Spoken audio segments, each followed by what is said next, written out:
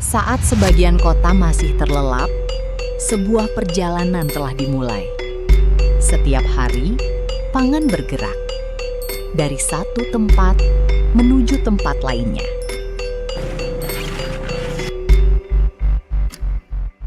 Sebelum akhirnya sampai di meja makan kita.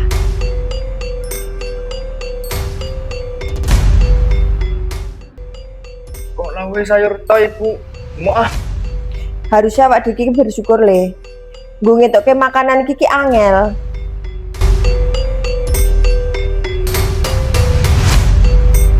Surakarta adalah kota yang terus bergerak.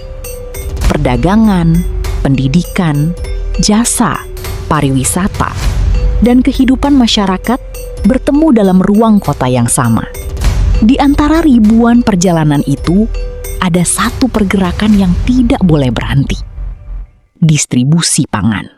Karena pangan bukan hanya tentang apa yang tersedia, tetapi juga tentang bagaimana ia sampai tepat waktu, tepat tempat, dan dengan perjalanan yang efisien. Pak, iki jam piro iki, Pak? Jam 7 lewat mana iki? PR kurang digarap, Pak. Ayo cepet lah. Sini sabar gitu. Lagi macet. Esok wis gawe macet. Lah ngopo?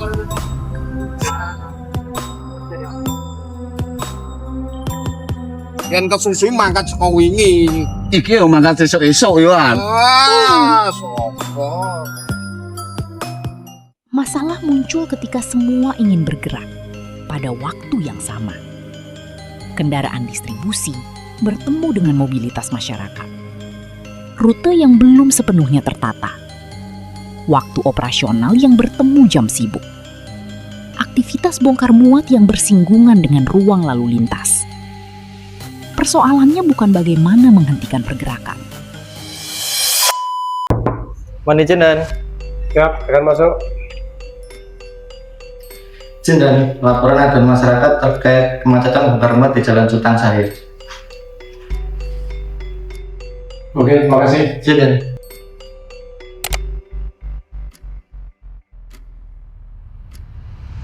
Tetapi bagaimana mengaturnya dengan lebih cerdas?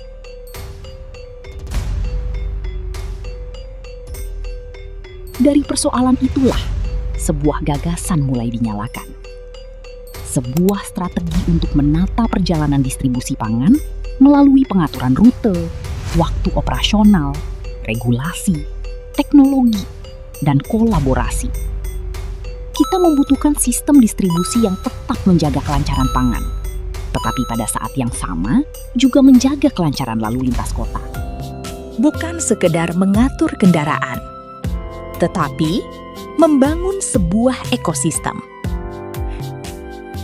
Perubahan dimulai dengan membangun tim, menghubungkan berbagai pihak, lalu mengubah persoalan menjadi strategi. Strategi diterjemahkan menjadi cara kerja.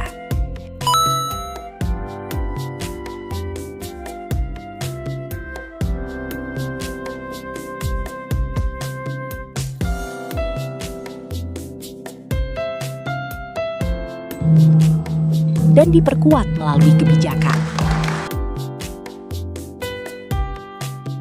Semua pihak kemudian diajak memahami. Hingga akhirnya, strategi turun dari ruang rapat ke jalan.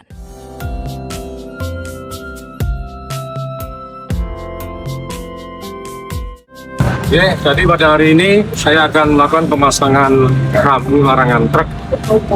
Rambu ini itu untuk larangan truk yang di atas 5,5 ton pada koridor Jalan Kapten Mulyadi di Pasar Kliwon.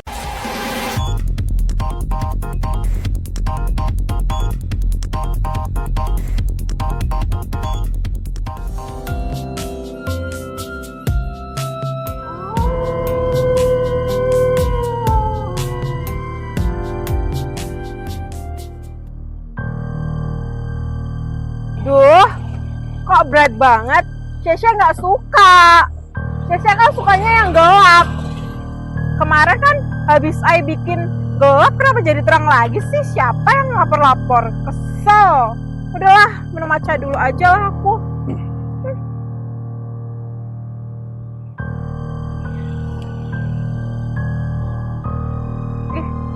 Siapa sih yang lapor-lapor? Saya nggak suka. Ya masyarakat lah. Kan sekarang lapor gini mudah, tinggal lewat call center di 0811 2956 654. Kita langsung kerjain. Allah, nggak usah lah, dimatiin aja. Saya nggak suka. Nih, mau nggak Dimas mentainya? Yo, jangan kalau dimatiin, tapi mentanya oke lah. Siapa yang nawari tadi ya? Enggak ada orang.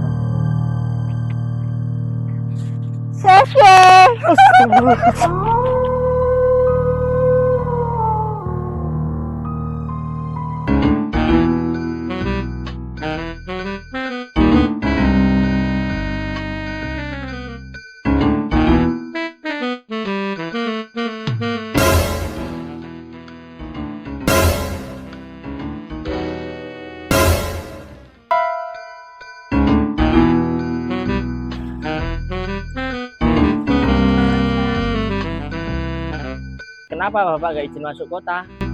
Males ribet, Pak. Ini sekarang di Disub ada aplikasi Sijaka, tinggal download di Play Store. Melalui Sijaka, sistem digital jaringan kendali angkutan, teknologi menjadi bagian dari perjalanan perubahan. Dari pelayanan administrasi, informasi operasional, hingga monitoring. Data membantu kebijakan menjadi lebih cepat, lebih terukur, dan lebih adaptif. Perubahan kemudian dibagikan. Tapi kemarin dari beberapa sosialisasi dari pelaku usaha sangat mendukung sekali. Itu Mbak Wiwi. Oke, artinya setiap driver ini harus mengunduh aplikasi Sijaka itu ya Pak ya? Ya sebenarnya kita ada dua sistem pelayanan yang masih manual, kami juga masih membuka layanan, tetapi kami untuk memudahkan kami juga membuat aplikasi ini. Jadi kalau yang luar kota, mungkin pengiriman bawang dari Surabaya mau masuk kota Solo, masuknya jam 2 malam, itu kan tidak harus ke kantor, tidak harus ke pos-pos pelayanan, tapi bisa melalui aplikasi. Tapi mungkin kalau yang mungkin drivernya mungkin yang sudah agak sepuh, nah itu kami tetap bisa melakukan pelayanan di pos-pos batas kota di Surakarta. Tujuannya Lentera Pangan itu memberikan kepastian dalam pelayanan distribusi logistik dan memberikan akses kemudahan buat para pelaku usaha. Dievaluasi,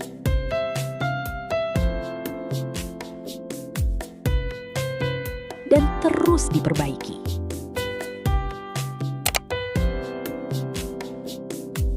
Tetapi sebuah kota yang terus bergerak membutuhkan lebih dari sekadar aturan.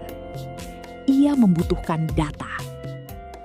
Digitalisasi memungkinkan pengelolaan transportasi dilakukan berbasis data, bukan hanya berdasarkan asumsi. Karena satu hal menjadi jelas, perubahan tidak pernah menjadi pekerjaan satu orang. Saya mengapresiasi hadirnya inovasi Lentera Pangan, layanan transformasi efektif, dan rumah distribusi pangan di Kota Surakarta sebagai upaya memperkuat sistem distribusi pangan yang lebih efektif, terintegrasi, dan berbasis teknologi. Saya berharap inovasi ini mampu mendukung kelancaran distribusi pangan, menjaga ketahanan pangan, serta memberikan manfaat yang nyata bagi masyarakat Kota Surakarta. Mari kita dukung bersama implementasi Lentera Pangan melalui sinergi seluruh pemangku kepentingan demi mewujudkan pelayanan publik yang tentunya semakin berkualitas. Saya Haris Muhammadun, Ketua Umum Masyarakat Transportasi Indonesia. Saya Dityo Setiawarman, selaku Kepala Bidang Perekonomian dan Sumber Daya Alam Bapeda Kota Surakarta. Kami Ibtu Yoyo Triwayanesa, KBO Satlantas Polresta Surakarta. Saya Ari Ramadan SHM dari Dinas Perdagangan Kota Surakarta. Kami dari Dinas Pekerjaan Umum dan Penataan Ruang Kota Surakarta. Baik, Assalamualaikum warahmatullahi wabarakatuh. Saya sebagai pelaku pengusaha di Pasar Legi, Toko Ting Ting, ingin menyampaikan apresiasi yang setinggi-tingginya kepada Bapak Taufik Muhammad, Kepala Dinas Perhubungan Kota Surakarta, di mana beliau telah menggagas program Lentera Pangan, yaitu layanan transportasi efektif dan ramah distribusi pangan. Di sini kami sangat mendukung proyek perubahan Bapak Kepala Dinas Perhubungan Kota Surakarta, sehingga dapat memisahkan antara jalur angkutan barang dan angkutan orang, sehingga terjadi keamanan, kelancaran, dan ketertiban arus lalu lintas, terutama untuk pendistribusian pangan khususnya di Kota Solo akan menjadi lebih lancar. Yaitu Lentera Pangan ini kami sangat mendukung. Harapan kami masalah pangan ini tidak terkendala dengan masalah distribusinya, artinya lancar. Kalau lancar akan tidak menimbulkan masalah, tidak timbul inflasi. Dengan adanya program ini kami sangat terbantu dalam hal pengendalian dalam derajat kejenuhan lalu lintas di lapangan. dan saya ini terima kasih ada win-win solution dari bapak-bapak yang memanggil kita. Ternyata sudah solusinya juga bagus supaya semuanya jalan diperbaiki, lampunya dinyalakan, semuanya saling mengerti win-win solution. Proyek Lentera Pangan ini sehingga perekonomian Solo semakin tambah tumbuh, khususnya daripada keamanan jalur logistik. Namun perjalanan ini belum selesai. Dari 2 koridor awal, Lentera Pangan akan terus dikembangkan. Memperluas implementasi, memperkuat digitalisasi, menyempurnakan regulasi, dan menjadikan data sebagai dasar pengambilan keputusan. Karena kota terus berubah, maka cara kita mengelolanya juga harus terus belajar. Pada akhirnya, perjalanan ini bukan hanya tentang kendaraan, bukan hanya tentang jalan, bukan pula hanya tentang teknologi. Kemudian pangan sampai ke masyarakat. Ini tentang memastikan sebuah perjalanan tetap berjalan. Dari produsen ke pasar, hingga sampai kepada kita. Karena ketika distribusi bergerak lebih baik, kota pun bergerak lebih baik.